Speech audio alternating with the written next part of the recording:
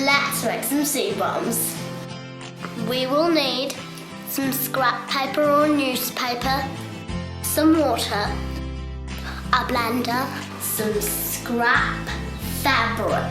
An old t-shirt will work just as well. Silicone ice trays and some seeds. First, rip up your scrap paper into little pieces, put them in a blender, add some water, turn your blender on to make mulch. Your mulch should look like this.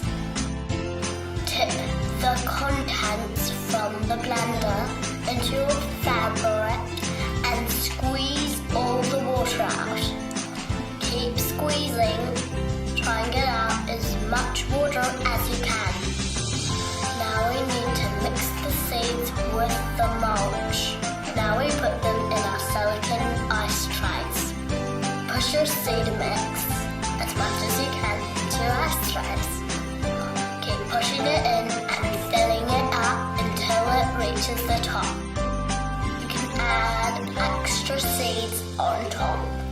To get rid of some of the extra water, you can use a napkin or a paper towel. Push down as hard as you can. Now they're ready to dry. Pop them somewhere warm and safe. They take about 3 or 4 days to dry. Once they dry, you can carefully poke them out of your silicone trays and they are ready to be used. They make a great gift. You can put them in a pot or you can put them in the garden. Don't forget a little water. Thanks for watching.